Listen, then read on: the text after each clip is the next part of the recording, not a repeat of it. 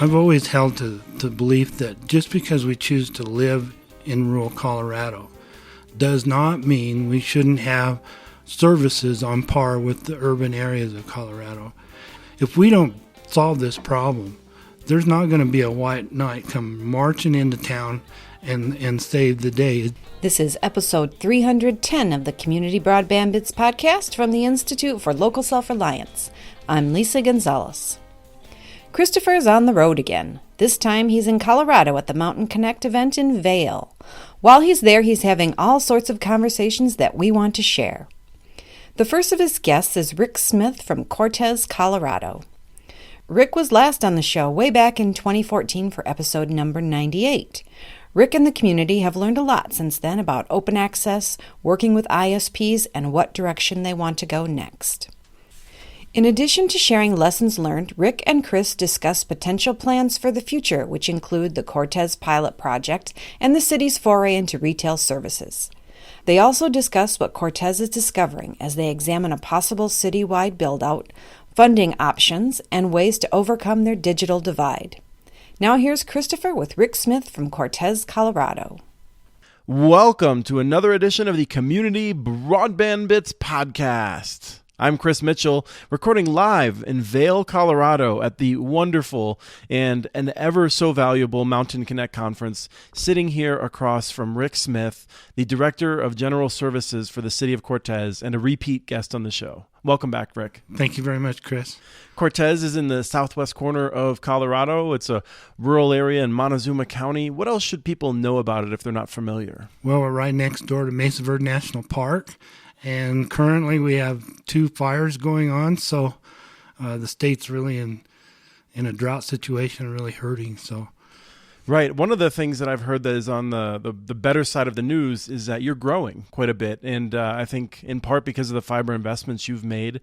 In the show notes, we'll have a link back to that episode. I can't remember the number offhand, but we talked about your early days in the open access world. Can you tell us a little bit about it? Just a quick refresher, what you've been doing? Well, we have about 200 businesses on fiber to the business, and we have 7 providers using our network to provide services. And we just now starting to branch out and do some residential, and we have also started a pilot project to where the city is one of the providers. So it's been an interesting learning experience right now. And you've helped to connect some nearby towns as well, right? I work with the regional area. You started out with the SCAN network, Southwest Colorado Access Network, and that has grown into the COG, Southwest COG, and we're working with what we call Region 9, which is 3 counties. And, yeah, we're working on middle mile connectivity. So before we get into how the city is starting to look at, I think, retail services from the city, I want to focus a little bit on some of the lessons learned from the open access approach for the businesses. Were there any surprises as you got into this? I think you started with a network to connect your buildings as a municipality and then began connecting businesses, and you have these service providers. Did anything surprise you about how that happened? Yeah, quite a bit, actually. And this was going back to 2011. And back then the conversation was, why do I need fiber for the customer? Today, thanks to Google and others, it's how can I get it, which is a whole different conversation. But speaking directly to the open access, I guess I was a little bit naive in thinking that we would build this network, have these providers on the network, and they would market it and promote it. And as you know, Chris, governments typically really stink at marketing. Right. And that's probably one of the biggest lessons I learned is you can't trust somebody else to market it for you. And I was disappointed in the fact that some of the service providers just cherry-picked it. They took the big fish and left the others alone. And so it was frustrating in that manner. So being a government, not being good at marketing and relying on others to do it and then not doing it, it kind of went into a low where it wasn't such a big deal in the community. So that's one of the things that disappointed me. Yeah, we heard that yesterday on one of the panels from Utopia. They were talking about how they had a similar problem, and one of the things they did was to start marketing it themselves. And they found that if you want to have a successful open access network, you really have to sort of brand that separately from the service providers. Is that anything that you tried going down that path at all? We're starting to look at it. The city hired a marketing director here in the last year or so that's one of our goals. So, yes. And one of the challenges is every time I would talk to a customer, do you need to get on the city fiber? And they say, well, that sounds great. Who do I call? I said, well, you need to call one of these 6 or 7 vendors, ISPs. And by the way, I can't tell you what the prices are. You'll have to search it out. So it's an uncomfortable conversation because you're promoting connecting to the network, but you're not the one that's dealing and servicing that customer. So it's kind of a dance, so to speak. One of the things that actually surprises me, I mean, I haven't heard of a network that has 200 subscribers that has 6 or 7 service providers. Is there something you did to make that happen? What we did, we built a co-location space, and we made it extremely easy for an ISP to connect. And our business model 1.0, which again was started back in 2011. So another one of those cases, had you known then what you know now, you would do some things differently. But it's very attractive and very easy for them to get on. And because the co-location space brings the upstream connectivity to the ISPs, it's very easy for them to just jump on. So we made it very easy. And contractually, we made it very easy. One of the things that we have resisted doing on this show is any sort of commercials or things like that. But I want to say that my wife and I, while we were here before the conference started, did a hike. She was wearing Osprey packs. When we go backpacking, we're wearing Osprey packs. Osprey remains in Cortez in part because of your network, right? Absolutely. Osprey Pack wanted to make a world headquarters. They're a global company, manufacturing in Vietnam and distribution in Utah. And the CEO and the employees and all that, they liked the area around Cortez.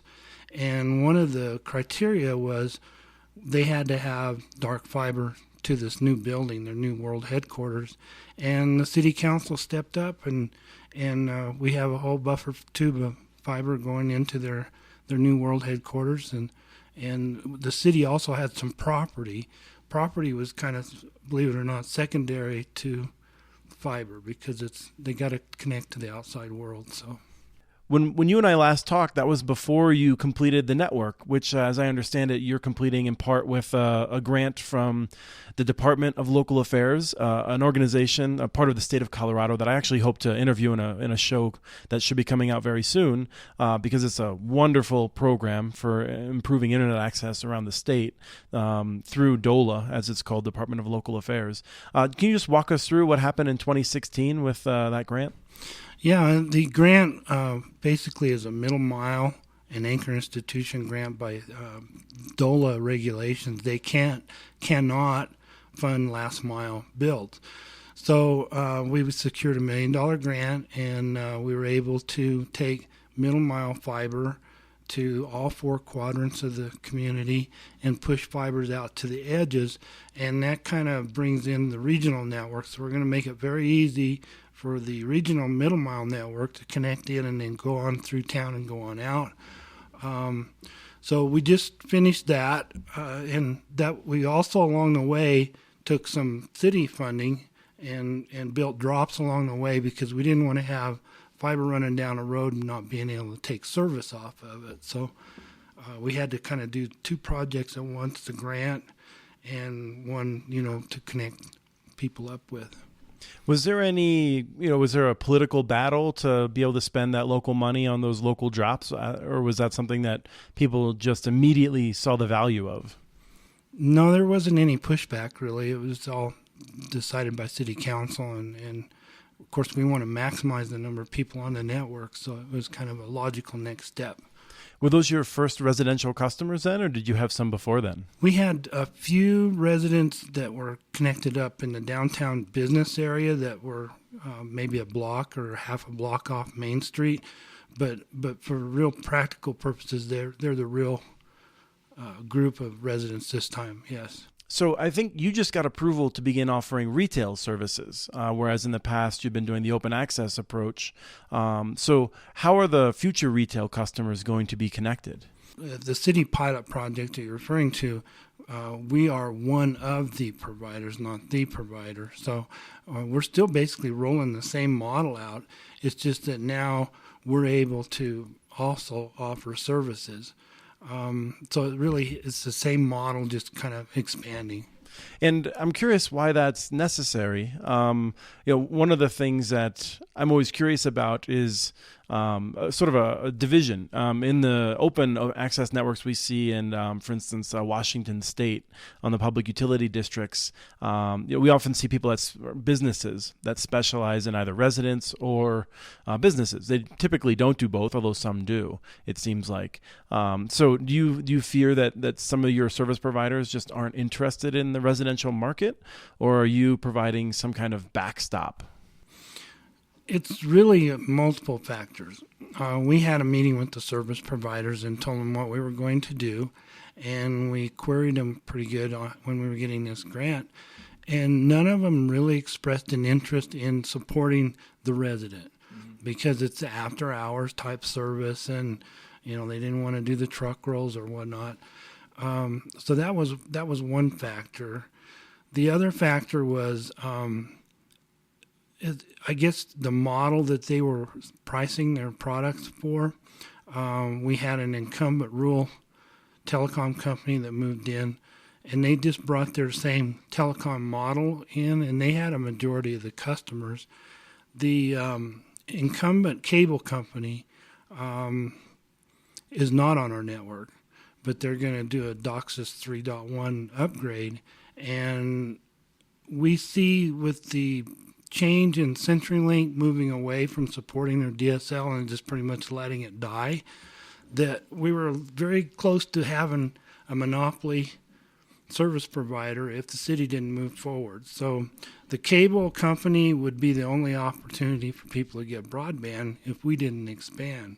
So we took a look at the landscape, and we knew kind of what the cable company was going to be pricing broadband at, and we set our pilot project to compete with that rollout.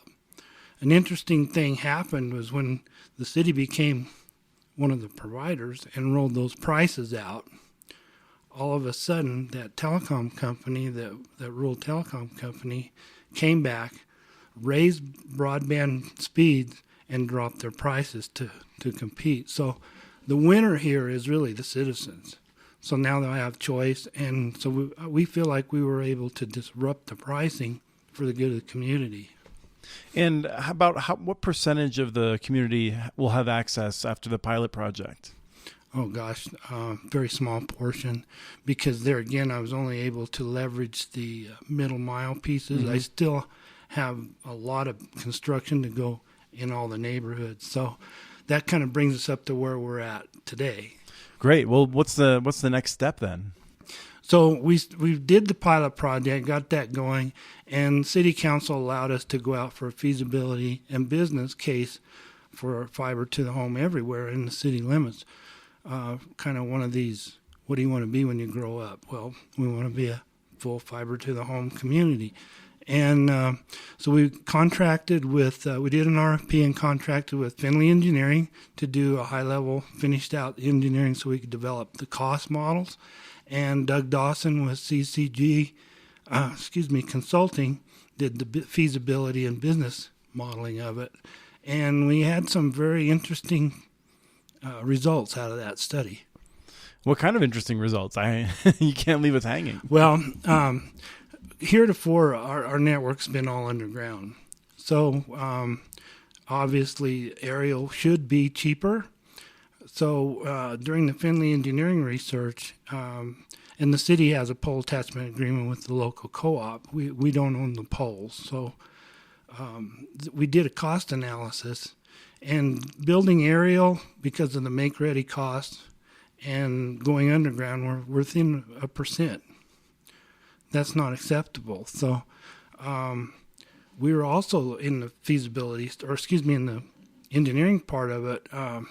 We're going to go back and take a look at 3 options, because a lot of our community has alleys in the back way of the backyards.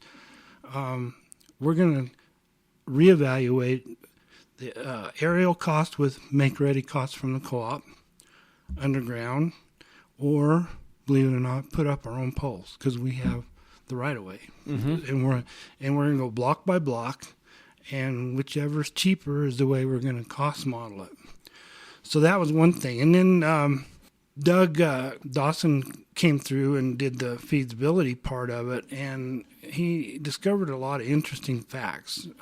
We had a log campaign where the community would send in their bills, and he was extrapolating the amount of bandwidth for the prices, and it was all over the board. He had difficulty finding 2 people having the same service from the cable provider, but yet they had all kinds of different prices. So it was a real challenge there. He said he'd never come across that, to be quite frank. Oh, that's well, it confirms a suspicion that I'd had, but I'm surprised it's not more widespread because of the way that they engage in all these different promos, and then they negotiate depending on the willingness of the homeowner. But maybe you just have better negotiators in your community than most of us do. Yeah, and that was one of Doug's comments. He said one person was paying like $100 for a service, but this neighbor down the street was getting the same service, but he negotiated for half that price. So It was all over the place. So. Yeah. So when I'm looking at some of the results from the Doug Dawson and Finley engineering studies, it looks like, this is something that's going to be hard to pay for. A lot of municipalities find that, they'll break even in 7 years, 4 if they're lucky, or maybe it'll be 10 or 15. But it looks like you have an even harder break-even point in Cortez. We do, and that is primarily due to the cost to make ready, to the fact that out of a $10 to $12 million build, you can attribute about $2.5 million of that just to make ready. So that's why we're going block by block trying to get this down. The other thing is our construction cost is traditionally higher because of the rock and so forth. By lowering that, get that price down where we think it should be, so then we can start dealing with some harder numbers. The interesting thing about the CCG feasibility study, and I got a lot of feedback after it was presented to the community, is they really appreciated it. Didn't push one way or the other. It just kind of like, here's the facts, ma'am, and that's the way it is. The revenue bond, to go out and do a bond, doesn't pay for itself. In fact, it loses money. But it brought up an interesting opportunity for us in the same vein. If we could do a sales tax, and we haven't set on any amount, but Doug's thought we could do, say, 1 cent for 5 years, half cent for 10, or quarter cent for 20 years. It doesn't really matter. It's what the citizens would approve. But if you take that debt service out of that model, now all of a sudden this network really makes sense. Well, of course it does, because you're taking the debt part of that construction out of it and taking care of setting it aside. So the network would be able to run on its own merits. But the interesting thing that I see came out of that was now we have an opportunity to really solve the digital divide, because the citizens would be paying for it with a sales tax. And by the way, we have a large tourist influx industry, so you could argue that a lot of your network's being paid by somebody else. Right. In fact, I've gone through as a tourist. I plan to go through again, so I'll happily contribute to that. But on the digital divide piece, so let's say you build the network out. So then now you can look at, okay, we're going to pay for the networks with sales tax. Let's build every single building. In Montezuma County, the school lunch program is subsidized 79% E-rate. So that tells you that there's a lot of low-income, challenged people in the community. So you could, if you wanted to, this is still to be decided by City Council, but let's say you gave every building automatically a reasonable connection, 5-10 megs, and that's there for free because it's being funded by the sales tax. that gives everybody on the network. And then you take it one step further. You work with the local school district, for example, and you say, okay, if you have a student in this home, let's connect them by way of an intranet to the school district, and we'll open that pipe up for that because it's not leaving the community. Mm-hmm. Let's open that up to a full gig. So now the kids can do their homework or whatnot and do their schoolwork. Cortez is like a lot of places. The kids drive to McDonald's or wherever to do their homework. It's crazy in our libraries. So that's music to my ears. I think, for people who aren't familiar with the economics of it, that the connection to the home is where all the money is, and then a lot of times that's paid for with borrowed money. And the debt service, it probably costs a lot more than the operating costs of keeping the network running. I mean, delivering 3 megabits, 5 megabits to a home when you have a community-wide network, you're talking like less than a quarter of real costs per month. And in fact, from what we've seen, the real cost actually comes in just the customer service. And I'm curious if you have a plan of how, for people who are being connected who may not have been connected before, who they might turn to get a little bit of help if it's not working right.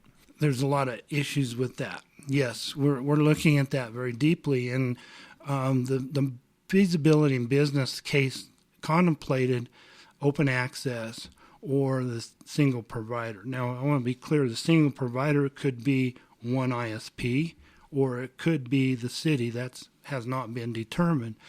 So for the service and support, if it was a single provider, then that kind of wraps that into that side of the bucket.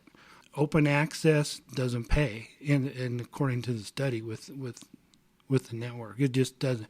And to use Doug's analogy, if you sell a service for $100 and the city's only getting, say, $30 for it, and that's not covering the cost of operations, well, why not be the provider and get the whole $100? Right.